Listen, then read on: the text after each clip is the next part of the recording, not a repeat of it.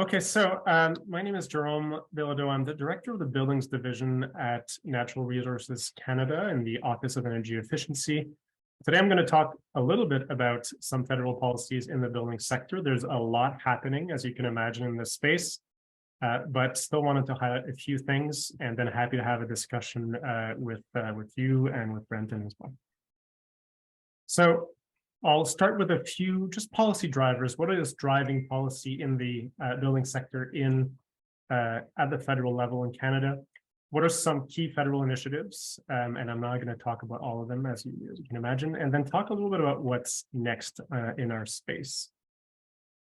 So I want to start a little bit with those federal policy drivers. I want to start just from 35,000 feet. When we look at climate is a big driver for us. If you look at the emissions in the building sector, that's what it looks like. So that's the Environment Canada data that was all the way till 2020. So you can see that we're still above 2005 levels, right? So we have targets to go much lower than 2005. So we have a lot of work on our plates. So that's the first start.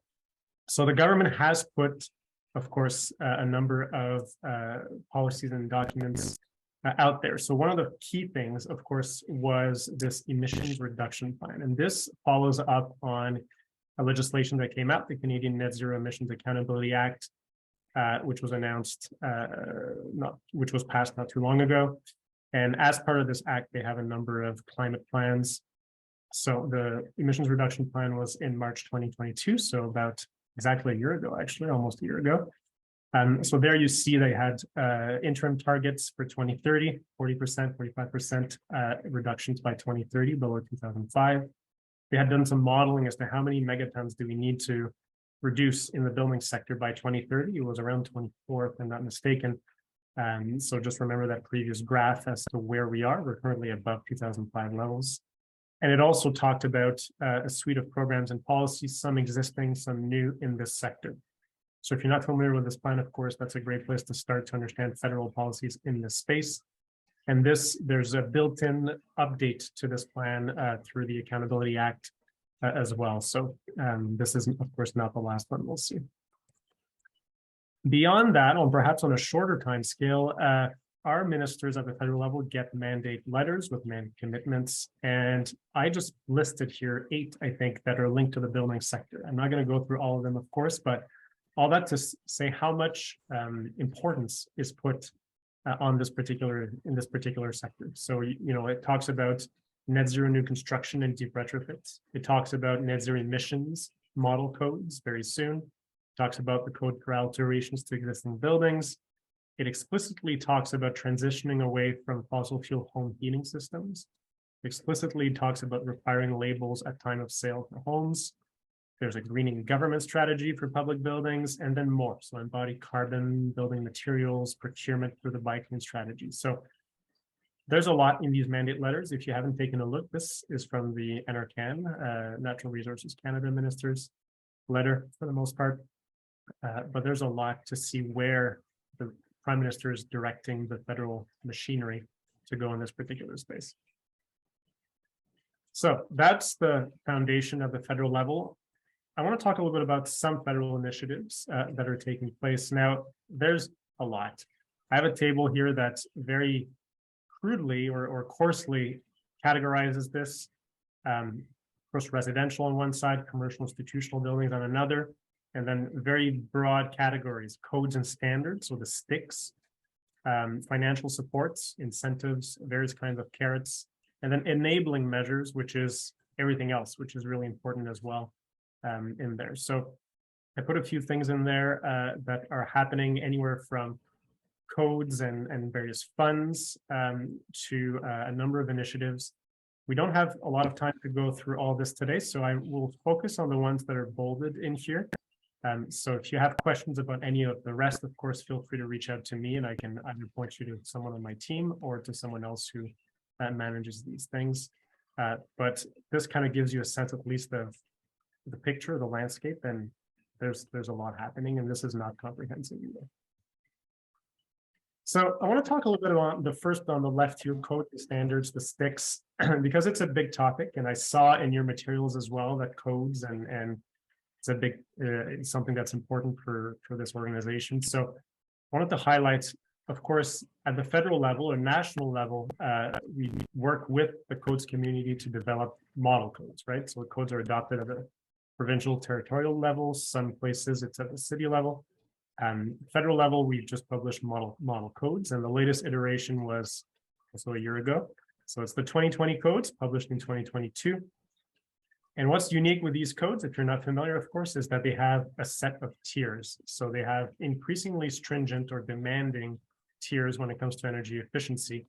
4 tiers in the case of Part 3 buildings, so large buildings, and 5 in the case of Part 9 buildings, so small and residential buildings. So that's unique and that's new. And so there's different compliance paths, and different provinces and territories together, they've signed what's called the reconciliation agreements of construction codes, where they kind of agreed to adopt at least the first tier of each of these codes within 24 months of adoption. So that was already a year ago, so we have 12 months left.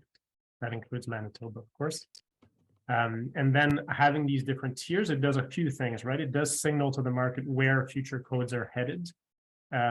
And also different jurisdictions are at different stages, so they can adopt the tier that makes the most sense, kind of modulate based on what they want. But of course, we collectively have an interest in seeing us all move up that ladder towards the most ambitious or high performance codes that we can get. So higher tiers when it comes to energy in this, and then further work as well that I'll get to. So that's really a big change, been a big sea change nationally. So that's for new construction. Now for existing construction, you're probably familiar with the current efforts that are taking place. So there's model codes for alterations to existing buildings in place.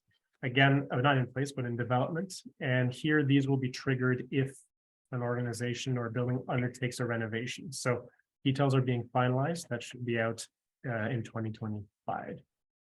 So what's next for codes? Well, 2 things I wanted to mention. One is we launched the first call for application, the first intake for a fund called the Codes Acceleration Fund. And it's $100 million to support provinces, territories, and other groups, cities, and other groups in efforts to move to adopt increasingly ambitious and high performance codes and promote compliance and other aspects. So we're working with provinces, including the province of Manitoba and others, to help provide additional support, capacity, and resources, which is in this case, to help them move, to meet their ambitions when it comes to codes. That's the first thing. The second thing is that the codes community is working on a net zero emission code, also under development for 2025. So what that will look like, still TBD, but that's a big piece. That's on codes. I wanted to talk a little bit about greening government. If you're curious about public buildings and public building and general building policy, well, leading by example through public buildings is a key thing. So federally, there's a thing called a greening government strategy. I invite you to take a look. It is pretty demanding in terms of new buildings need to be net zero carbon. Federal buildings need to do climate change assessment. There's a number of requirements around clean electricity, building commissioning. There's a shadow price on carbon for certain types of projects. There's a whole lot going on in this particular space. The federal government is a big both leaser and owner of buildings. So this strategy is really to try to lead by example in this particular space. And last but certainly not least, there's a number of financial incentives at the federal level, and I'm not even talking about provincial incentives. In Manitoba, you've got Advocacy Manitoba, which is a great organization. And so there's all these things happening. A few flagship programs, of course, the Canada Greener Homes program, both grants, loans, and soon an oil to heat pump grant for low and moderate income Canadians. The Canada Infrastructure Bank, which is part of the federal family, works on retrofits of a certain size, so either big projects or aggregated projects. We recently launched a pilot called the Greener Neighborhoods pilot, which is trying to adapt the Energy Strong model in Canada, which is looking at retrofitting on a large scale rather, but in the residential or small buildings, a whole neighborhood or a whole street. So looking at aggregation and doing big things, prefab materials, that sort of thing. And we also have the Deep Retrofit Accelerator Initiative, which we launched recently, which is looking to support or seed a number of organizations. We're calling them retrofit accelerators. You can call them concierge services, enablers, market development teams, different terms like that. And these are organizations that facilitate retrofit projects with building owners and that also build capacity in a given market segment. So we've got all of this stuff and more at the moment, and I'm happy to touch on any of them if you have any questions. Now, I'm mindful of the time, and Brendan has a lot to say as well. What's next? Well, I only have one slide here. There's a lot to say, but the biggest thing probably is that we're currently federally working on what's called the Canada Green Building Strategy, which is going to be an umbrella of key policies and measures and modeling data about how do we get to our net zero targets, basically. And so it has three major focuses, of course, and it's going to be, decline in various different ways, but new buildings, so building net zero and climate resilient from the start. How do we do that? Existing buildings, how do we accelerate the rate and the depth of retrofits and resiliency of retrofits? And then in Canada, it's cold. How do we transform space and water heating, which are responsible for the large majority of our emissions in this space, right? So there's a lot of work happening there. And so you'll see more communications from the federal government on this. To look at the discussion paper, it talks about anything from leading by example, as I touched on, to what we're calling mandating change, so various regulations and other approaches, the workforce, all of that kind of stuff will be in there. So bottom line, there's a lot happening, lots of incentives, some work on, of course, codes and standards, and more work in getting all of these to the next level. And the Canada Green Building Strategy will be the key document to pay attention to, should be released later this year. So I'll stop here and happy to either take questions or move to Brendan. I forget the exact order of things here. Thanks so much. We'll have some questions at the end to make sure that Brendan has some time. And so passing it off to you. Thanks so much, Jérôme. All right. Hi, everyone. My name is Brendan. I'm the Director of Policy Research with Efficiency Canada. I'm speaking to you today from the territory of the Algonquin Nation in Ottawa. So Jérôme, walked you through what the federal government is up to. And as you said, they are up to a lot. It is a lot to keep track of.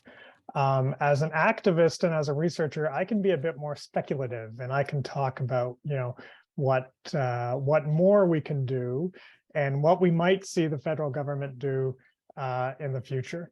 So the goal of my presentation is to talk about some research priorities we have at Efficiency Canada, some advocacy priorities around the federal level, but I also want to discuss moments about how we can all help make the changes we want with green buildings happen. So the area that I think remains a large gap at the federal policy level is making energy efficiency available to everyone. The Canadians that are currently left out are those with low to moderate incomes. And so the federal government has introduced incentive and loan programs through the Greener Homes Initiative, but those incentives are not accessible to Canadians with low incomes that could benefit the most. Because if you have low income, you cannot cost share with the federal government on upgrades, nor is it reasonable or responsible to ask low-income Canadians to take on household debt. So in the fall, there was a bit of a breakthrough with the announcement of this oil to heat pump affordability program.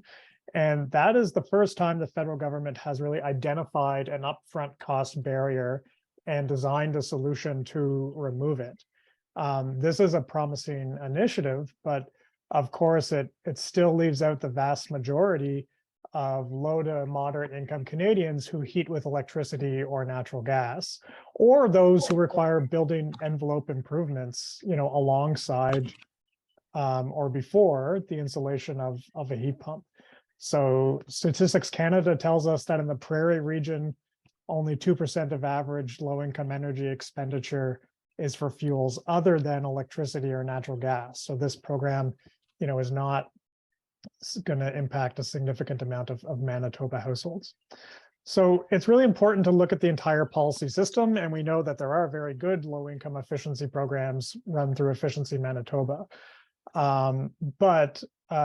We wanted to do some research to think about is there a useful role that the federal government can play here? And this research was all led by Abby, who lives in Manitoba and is involved in your organization, I know.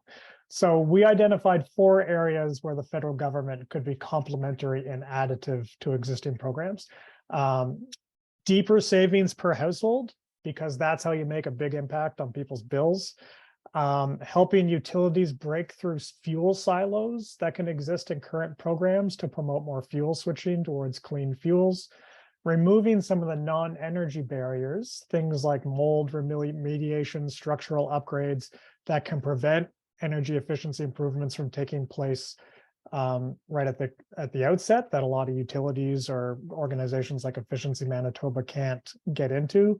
And then targeting those most in need, because we know that a lot of the barriers are not just about income, right? They can also relate to issues like lack of trust, language, and cultural barriers. So lots of low-income Canadians are tenants. And sometimes when we talk to political leaders, they're afraid, because they're afraid, hey, if we upgrade those tenant properties, there's going to be rent evictions or there's going to be increases in rents, and we don't want to be responsible for that. And so our answer to that is not to use that as an excuse to neglect tenants, but to strengthen tenant rights.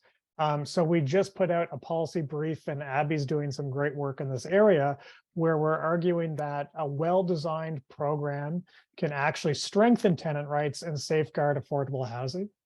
And that starts with no-cost upgrades as a foundation for those low-income programs. That gives those program administrators a seat at the bargaining table, really, between landlords and tenants.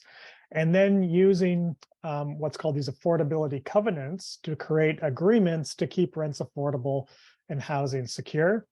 Then to make sure those covenants are used and activated, we think it's appropriate to engage tenants, early in program design, and to provide legal aid resources if necessary. And finally, there's a host of really interesting policies that can protect tenant rights, right? But things like maintaining tenure after renovation, things like indoor temperature standards that can be instituted at all levels of government. So if you're in agreement that the federal government needs to play a role here, you can actually send a letter to your member of parliament right now. If you put your phone up to this QR code, it will take you to a website where you can do that. As energy efficiency professionals, I think it's our responsibility to make sure everyone can benefit from the services people provide, from the benefits we have. So please, consider reaching out to your political leaders if you've not already done so. And I'll share that code at the end of the presentation as well.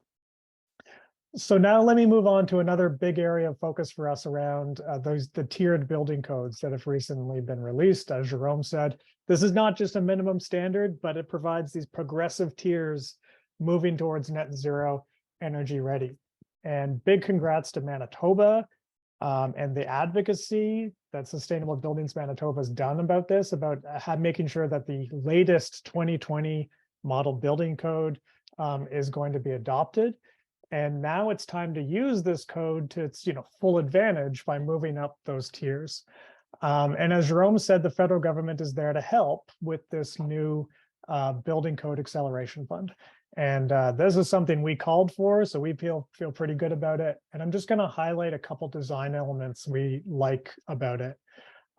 First is that jurisdictions that can adopt codes publish a roadmap alongside their applications or the funding that they receive.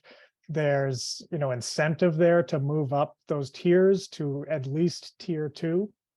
There's inclusion of code compliance, which is often neglected but really important. And finally, municipalities can apply. So if your province isn't moving forward with this, your municipality can take the lead. And even if that's not the case, there's also a third-party option. So one thing you can do is you can definitely talk to your provincial leaders and say, hey, are you going to apply for this fund? and talk to your municipal leaders and ask them perhaps if they're going to apply as well. So the other big thing happening is this net zero emissions model code. And Kevin on my team is tracking this area closely. There's a public review period right now, which is until the end of the month. And here's some issues and priorities we're tracking. One is to not let the net in that net zero enable the use of various weakening offsets. So for instance, I think we need to reject some arguments that we're hearing in this process that you can weaken energy efficiency performance in areas, say like air tightness, and instead kind of offset and get those emission reductions through using lower carbon building materials. I think we need, the traditionally understood energy efficiency to be strong, and then also have the embodied carbon improvements and not have them as offsets to each other.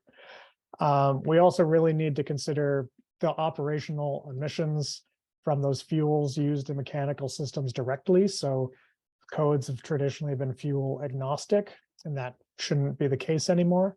And then finally, incorporating embodied emissions, that has some uncertainties associated with it, but there really isn't a reason to delay. We can do things right now, and we are saying embodied emissions should be in the next code cycle in this version of the code. And one ways we could do that is you could require the measurement and reporting of life cycle emissions right away.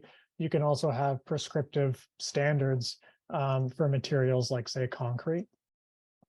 So when we move to existing buildings, the main thing happening on the code side is this creation of the alterations code, which, as Jérôme said, will be triggered during alterations or often non-energy upgrades to a building. And that is going to be a huge help, really important. But when we're tracking it, I think insufficient because those buildings that are not undertaking regular upgrades are going to be left behind. So really our policy goal is net zero performance. So let's make that our goal. And one way we can do that is through what's called mandatory building performance standards, which involves collecting performance data of buildings and then requiring better energy and GHG intensity performance over time. And this is starting to be implemented now for larger buildings in Vancouver. Montreal is expected to implement this, and then Toronto is actively considering this policy as well. And so what can the federal government do here? Well, we're kind of trying to figure that out, but at a minimum, the federal green building strategy should help define what near net zero emissions performance means, in different climate zones, et cetera, so that we know where we need to go. It might even be possible for the federal government to regulate building emissions directly in the same way that it does power plants, I should say, and/or there's toolkits that could be created for the provinces and municipalities to help implement these performance standards. So the other big thing on the agenda is clean heat. The federal government is calling for both regulatory standards and an incentive framework to phase out fossil fuels out of heating. And we don't entirely know what that's going to look like, but here are some things we're thinking about. First is taking some lessons perhaps from the tiered building codes from, say, zero emission vehicle mandates, and thinking about a regulatory pathway towards clean heat, starting as soon as possible rather than one regulation say a decade from now. And so perhaps that looks like making every air conditioner on the market a heat pump, or it looks like increasing stringency by climate zone. But this is also an area where I think there's really important provincial roles. So that can include breaking down some of these traditional fuel silos in DSM programs, aligning utility planning with net zero emissions by thinking across fuels and utility planning. There's also some provinces that are implementing their own regulations now. So BC is planning to require all new heating systems to be 100% efficient in the future. Well, the other thing I wanted to talk about is, Jérôme mentioned them briefly, but these greener homes and retrofit accelerator initiatives that are, in various ways trying to help us rethink how do we do retrofits, how do we accomplish retrofits in Canada. And I would like to think, I don't know if it's the case, that those policies were influenced by this 2021 report that I helped author. And if we go back to the message of that report was not calling for pilot projects, only. That report was really calling for a governance system for a retrofit mission. So having a clear mobilizing mission, having a diversity of what's called these market development teams, exploring several different ways to transform retrofits, retrofitting at large scale, right? So that we understand what transforms when we coordinate over many, many buildings.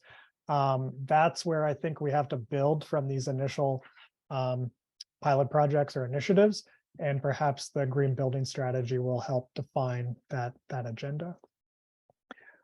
So I'm almost done. I just want to change by saying, achieving some of the policy changes we'd like to see, it's really up to us. I don't think we need to actually convince Jérôme of anything who I'm sharing this panel with.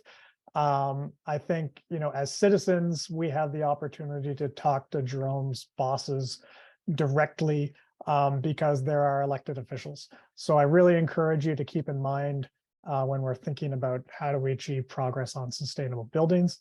And with that, here's this little QR code again that you can use if you want. And that's the end of my presentation.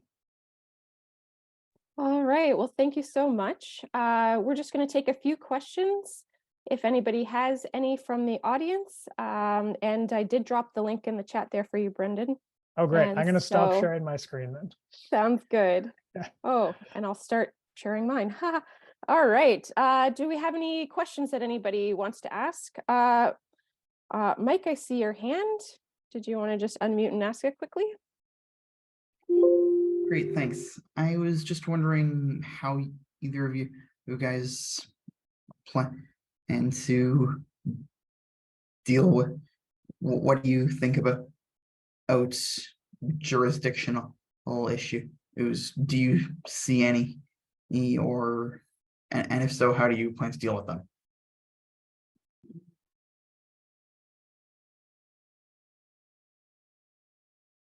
Okay, I see Brendan smiling. I think it's maybe for me. Well, this sector it's important at all levels, right? Municipal level, provincial level, federal level. We all have levers, policy levers that we can pull. In some cases, they're similar. Financial levers are shared across all three. In some other places, especially when it's regulatory or regulatory authorities, that's a bit different. So I wouldn't see them as necessarily issues, but as ways to work in complement or complementary. So we're seeing, great partnerships in certain ways. I'm going to give a couple examples. One is, the federal government has the Greener Homes grant. It has co-delivery partners at the subnational level in some cases. I think that's a great way to share policy goals when you have common goals and common approaches. And when it comes to, say, codes, for instance, where the federal government has a certain mandate and works on coordinating, but at the end of the day, it is a national discussion. It's a consensus-based approach with folks across the country, and we can be there to provide a model code and then through this fund, for instance, to help provide resources for those who do have the authority to adopt these codes. So I think it is a defining feature of this space is jurisdictional differences in authorities, and I think we can find ways to work together to get where we need to be. So it's really about that approach, I think. I can maybe supplement very quickly. The federal government does have ability to regulate, right? It can regulate through the Energy Efficiency Act, and it does fantastic work there. It's also regulating GHG emissions directly in areas right now like power plants and potentially cars. And that's the kind of question mark I have of, our buildings or heating systems also going to be part of that in the future. But, the traditional Canadian way of getting around this is that the federal government provides funding with strings attached, and that, the Code Acceleration Fund is a perhaps an interesting example of that.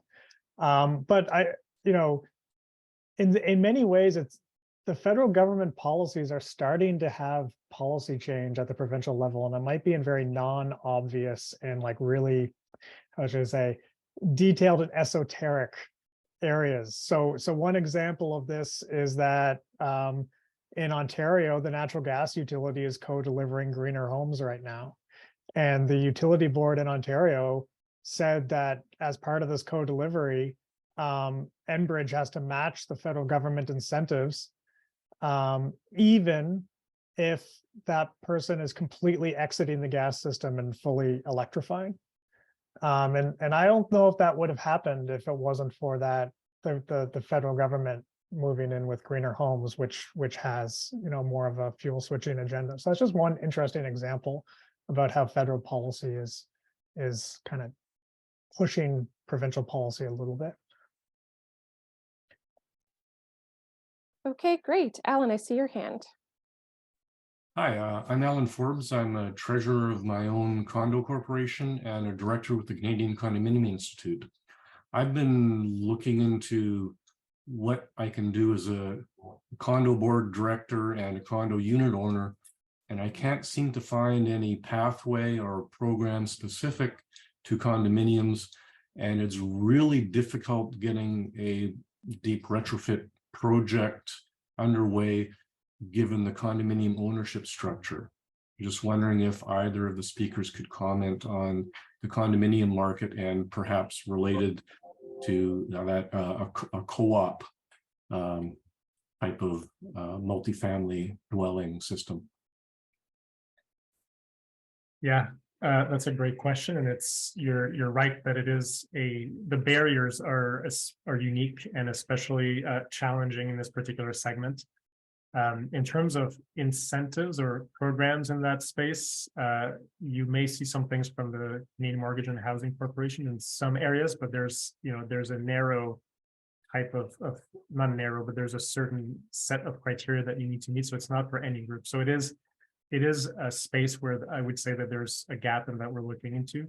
We did introduce, for instance, certification and Energy Star certification as a pilot for multifamily high-rise buildings. So we're certainly spending time in this particular segment, but I agree that it's an area that's particularly challenging. We are hoping to, through, for instance, this Deep Retrofit Accelerator initiative, which does not provide funding for the retrofit itself or for the condo owners, but hopefully to help have groups kind of rethink perhaps this segment. So that's one area, but direct funding is certainly an area to look into. There are some provincial, I'm not sure exactly in Manitoba, but there are some programs at the utility and provincial level in this space. But in terms of a big push, that's still nationally, perhaps that's an area to keep an eye out on. I would say watch this space for the next 6 to 12 months. You may see more, but I agree that it's a particularly challenging space. Yeah, maybe I'll just add, I don't have an answer for you. I think the federal political leaders are very afraid of doing anything with multi-unit residential housing that's not affordable housing. Affordable housing, I think, and it's because of some of the sort of contradictions, if you will, that I think they're worried about in terms of the traditional power relationship between tenants and landlords. Now, condominium is also a really interesting kind of example of that as well. But yeah, I think it's a gap, and I think it's kind of just too complicated to prioritize right now. So we need to do some work to try to help deal with those complications. All right, thank you. And one final question from Joseph.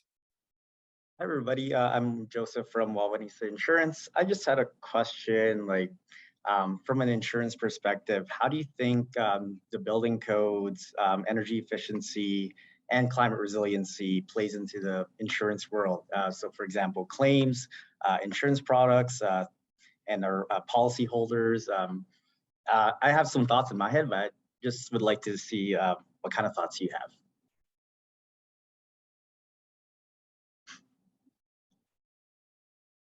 You want me to go, Drew? I don't. You go first, I'll follow. Yeah.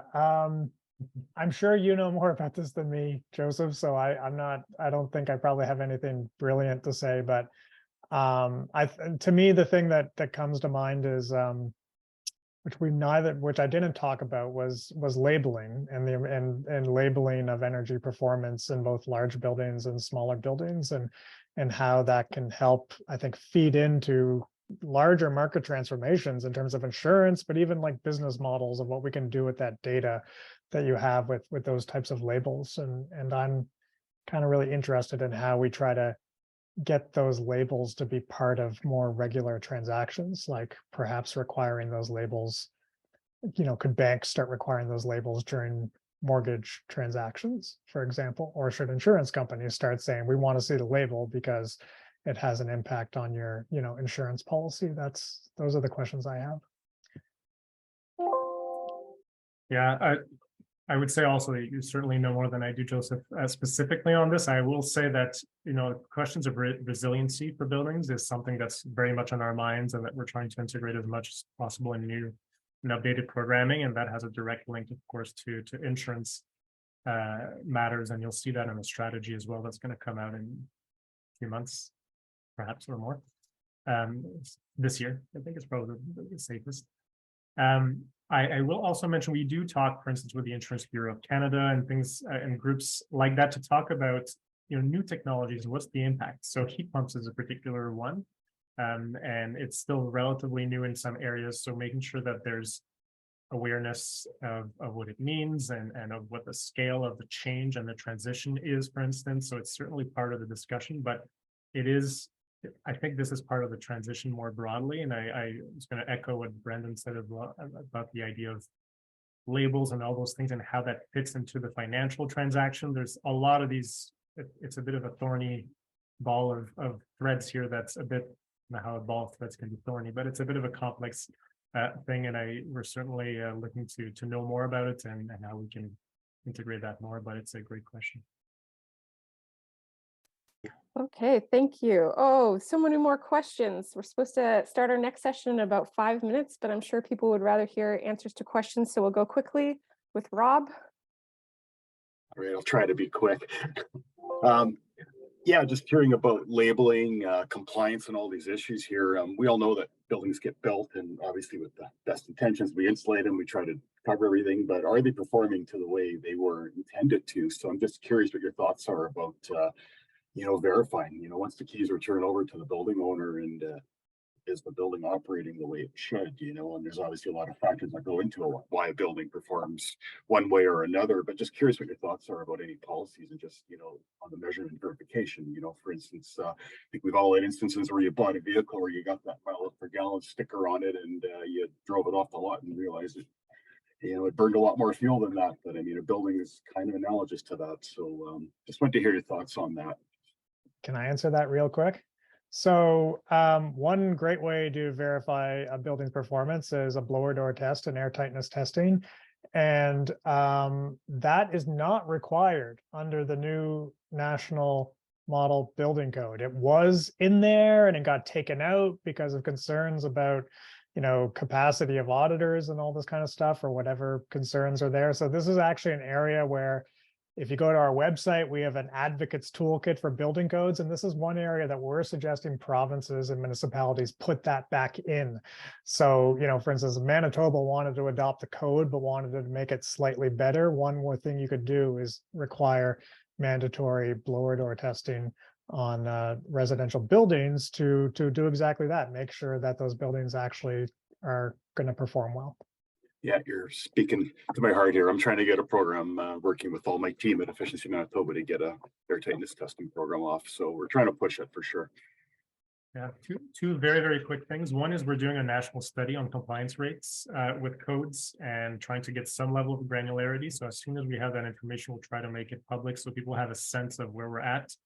I don't think anybody in this room will be surprised by the results. I've seen preliminary numbers, but it is sobering. So that's the first thing. The second is when it comes to commercial institutional buildings, we are working on commissioning efforts as well and how to integrate that more in programming policies and more broadly across the country as well. So that's a topic that I think flies under the radar by nature, but that we need to do more on. Okay, thank you. And Ryan, how quick's your question? We have 2 minutes before the next session. 2 questions, 30 seconds each, really quick and easy. You mentioned the insurance question made me think of the financial institutions question and lending. And I'm wondering specifically as it relates to commercial real estate, is there anything in the works? Is there, if we think about the chartered banks and how they go like about lending, is there any discussion on that lending criteria? You talked about labeling. So I'm just wondering if you can talk about financing of residential or commercial, but particularly commercial. The other question was, where does, and I apologize, I should probably just know this, but where does Efficiency Canada fit within the kind of organizational landscape? Like I understand where Jérôme fits. I assumed where Efficiency Canada fit, but now I'm a little unsure of like how is it, how does it fit within the landscape? Briefly, yeah. So Efficiency Canada does not run any programs. We do not implement any policies. We are a research and advocacy organization. So we research policy systems and we're part of Carleton University. So we're not like Efficiency Manitoba in that we actually, give people incentives or help people, directly. We are up here thinking about the policy and advocating for policy. A part of and funded by Carleton University. It's like within that university, like that's where. Okay, understood. Yeah, we're funded by foundations, principally. Yeah. Yeah, cool. On your other question, I mean, I think that the work, Jérôme can answer this maybe better than me, but on commercial buildings, I mean, the Canada Infrastructure Bank, is giving money for retrofits to commercial buildings. But what they're also doing or trying to do, which is really transformative, is trying to change the whole, financial system to have them see energy retrofits be more of an asset class and trying to demonstrate that to those financial institutions and building those, processes of measurement and trust building essentially to try to transform the financial sector and how they think about building retrofits. Thank you. Okay, anything quick there to add, Jérôme? I'm mindful of your time. I think Brendan touched well on the infrastructure bank. So happy to reach out or to hear from you, Ryan, if you have more questions, and anybody else as well.